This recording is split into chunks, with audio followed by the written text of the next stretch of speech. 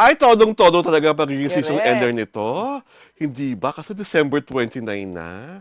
So, ito po si Alwin Ignacio, the Diva That You Love. Kasama ko ang aking kaibigang bonggang-bongga. Glenn Sibonga. Ito po ang Nakiti Show, ang Tari na Talakayan Showbiz Edition. Hindi And pa naman season ender, year Year ender. Ender! Pasensya na po dahil talagang maraming kaganapan sa paligid-ligid ng Oo liga. nga. But I have to congratulate kaibigan Glenn kasi he's wearing the color of the year according to Pantone na dapat mocha-mocha something or Oo, mocha-mocha Choco brown. Mocha. Choco-mocha ang color of Oo. the year, sabi ng Pantone.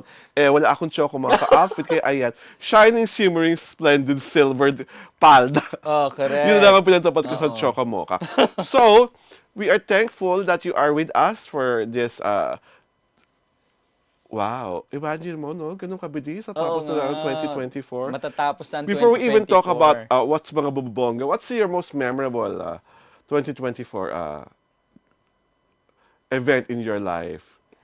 Memorable event, siyempre yung makasama ko ulit at makasama sa picture ang dalawa sa ating mga pinagpipitagan at respetadong aktres sa Pilipinas at La? internationally na si Ate Guy at saka si Ate Vicky. 'Di ba? Ah! Memorable naman talaga 'yun. Oo. Nainggit Oo. naman ako sa memorable mo. Ang Ang taas! bongga. Siyempre andun pa rin si Inay Maria, 'di Mm. ba? Oh, kasama yung tatlong yun, Nainggit ako. Kasi ako, bongga. ang memorable sa akin, kalandian.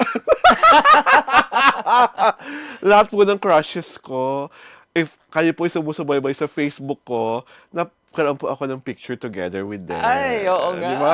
So, babatiin ko lang sila, iisa-isahin ko, May ha? Para pagyakap. may mga pagyakap kay Ginoong Floyd Tena, nakasama sa pelikulang Isang Himala, Mm. kay Ginoong Algat Maitan na isang tenor, at kay Ginoong Andrew Gan na nagkaroon kami ng Ay! afternoon delight.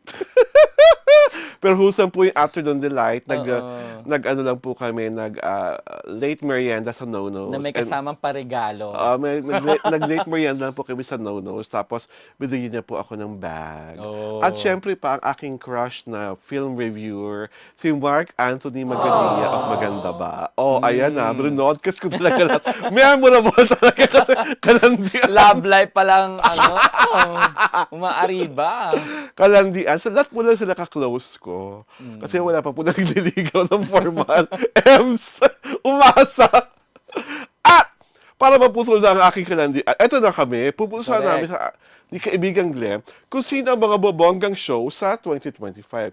Nag-rundown po kami ng mga shows mula sa Kapamilya Network, sa ah, Kapuso Network. Mm. So, sa Kapuso muna tayo. Ano ang mga pambato nila for Actually, 2025? pwede rin natin isama ang Kapatid Network kasi yung ibang shows naman ng Kapamilya ay napapanood din Ah, sa yes. Kapatid O, so doon Network, muna 'no? tayo sa bonggang-bonggang shows ng Kapuso. Ayan, siyempre nandiyan ang Lolong na pinagbibidahan ni Ruru Madrid. Season 2 yan, no? Oo, season Season 2. 2. Oo. At ang mga Ang batang pagbabalik 'yan, ang oo. mga batang riles sa pagbibidahan na ang unang-unang, ang pinakamalaking pangalan ay of course si Miguel Tan Felix. At kasama si Kokoy De Santos, 'di Oo, ba? at marami pang iba, ang Oo. kalahok. At nandiyan si Kuya Roderick. Sa Batang Rile? Yes. Bongga. Oo. Next, Glenn. At siyempre ang inaabangan sa ABS naman na ang Kapamilya ay na mapapanood na actually sa TV5 ang It's Okay Not to Be Okay. Oo. Ito po ang Filipino adaptation ng Korean hit drama kung saan ang mga bida rito ay si Ann Curtis, si Joshua Garcia, at si Carlo Aquino. Nagpakita din ng teaser yan. Oo, Ang 'di ba? bongga-bongga Oo, ng correct. teaser. Oo. At syempre pa, ang action-packed drama na Correct. Incognito. Mm. Kung saan ang sabi ng mga netizen, pinagsama-sama lahat ng mga nagtataksil. Ay! Biro nga ng mga netizens, dapat daw hindi Incognito ang title kundi The Cheater. Hayaan mo na sila. Basta Ayan. ako, aabangan ko 'yan. Yan, ang mga nandyan po ay si Richard Gutierrez, si Mm. Daniel Padilla, si Ian Veneracion, at syempre pa si Kyla Estrada. Nandyan rin ang At ang magka-love team na Maton, si Anthony oo, Jennings, at si Maris Maris Lacal. Lacal. Doon muna tayo sa Lolong. Ano sa tingin mo ang kaabang-abang sa Lolong?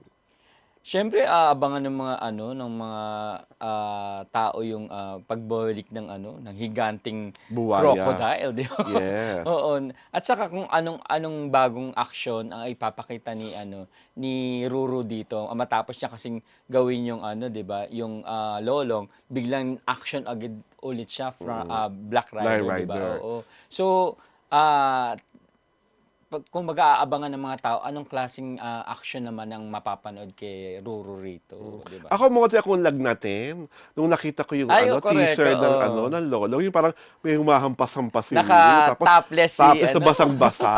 Ruru, wag naman gano'n. oo. Alam mo Diyos ko, Paskong Pasko gusto mo talagang binibigyan mo kami ng kung ano-anong mga dahilan para mag-isip ng hindi ka No, aya-aya. oo, una nga 'di ba, nung una makita yung "Shar Up."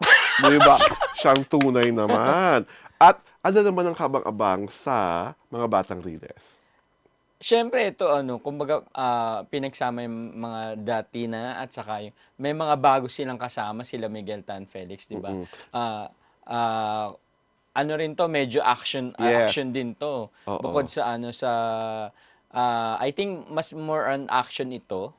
Kasi Mm. yung pinapakitang trailer talagang ano, may mga ano, banatan talaga, Oh, 'di ba? para siyang teen drama na situated Oo, in a what you call this, in an informal settler area. oo, na malapit sa Riles nga, 'di Oo, ba? na malapit Oo. sila diyan sa informal settler area tapos parang tropa-tropa, may gangwar-gangwar. Yun ang Mm. pakiwari ko, I'm not sure if I'm right, 'di ba? And of course, it's okay not to be okay. Alam naman po natin kung ano yung kwento nun. Oo.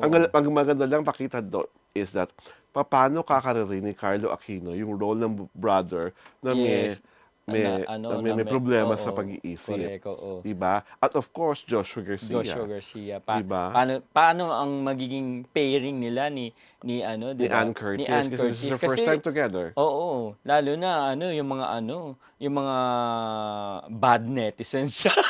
Yes. May mga bashers nga agad na ano, parang tita na daw Yes, ni tita-kita na Joshua raw si ni Joshua ano, Garcia si Ann si Ann Curtis. Curtis. Buti nga tita lang, 'di ba? Hindi ginawang Oh, nanay. Kasi if I remember it right, yung edad na ganyan ni Ann Curtis, parang edad ni Jean Garcia nung naging anak niya si Jericho Rosales sa Pangako Sa'yo. 'Di ba? mm, Pinauso yun ng ABS nung batang-bata pa ang nanay tapos halos kaedaran niya yung anak niya. 'Di correct, ba? correct. I think dun nanggagaling ang mga netizen, eh. Yung sa thought balloon na yun, Puwede naman. 'di ba? Pero yun nga yung aabangan natin, paano paano magiging,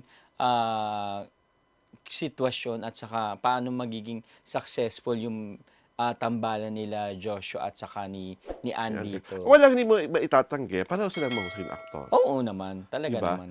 And speaking of mahusing aktor, in Lolong, tiyak mas maraming tao maku-curious kay Ruru Madrid because people are praising his performance dun sa Film Fest movie niyang Green Bones. Oo nga, He's coming strong from a very good project na correct, oo. napakita talaga niya na, uy, talagang mahusay siyang artista. At lalo na nga, si The Great Dennis Trillo ang kasama niya Oo. doon, 'di ba? Oh, siyempre yung Incognito hindi rin papahuli sa Oo. lalo na nga 'di ba ano, na ang bonggang-bongga pa naman sana nung ano, nung launching 'di ba, na Mm. biglang nasundan ng kontrobersya. I think the controversy will not affect the show I think so because the show is also. really good. Yeah, Action-packed, at saka magagaling yung artista, oo, hindi tinipid, at bihira tayo makapanood kasi Batang Quiapo lang po ang action series na talagang ano ng level. So, itong Incognito, may ganung i-o-offer at may iba rin naman ang i-o-offer dahil mm, tungkol 'to sa mga parang parang mas mataas na uring bakbakan, eh. oo, Iba kasi ang Batang Quiapo parang mas oo. pangkomunidad. Kasi parang ano lang, gusto ko lang kumbaga, i-stop yung mga netizens na nagsasabi na madadamay daw sa Hindi, kontrobersya. Ako hindi ako naniniwala dun kasi yung Incognito talagang pinagkagastusan niya at, mm. hirapan na, um, yung pinapakita pa nga lang sa'tin yung trailer ano, bonggang-bongga na, Sa 'di ba? katandaan po ninyo yung katauhan ni Maris at ni Anthony Jennings, kung saka-sakali man talaga makakaapekto, kung saka-sakali, madaling patayin yung mga gano'ng katauhan. 'Di ba And kundi besides, hindi sila yung main characters, oo, yung pinakabida ang talaga. pinakabida po dun ay si Daniel, Daniel si at Richard at oo, si Ian. oo. So dun po talaga umiikot ang kwento. Parang mga parang story, subplot lang Oo. yung dalawa at si Kayla Estrada. At di saka ba? it's also a chance for Maris and Anthony na ipakita na kaya pa rin nilang panindigan. It's a chance for them to redeem themselves because at the end of the day, they're good actors. Yes, oo. Diba? Ang dami rin po ng mga artistang may ginawang quote-unquote Correct. immoralidad na hanggang ngayon, panalo pa rin ang karera. At Oo. ito lang po, hiling ko, kaysa po pansinin niyo yung immoralidad ng mga artista, mas pansinin niyo po yung immoralidad sa paligid niyo. Oo nga.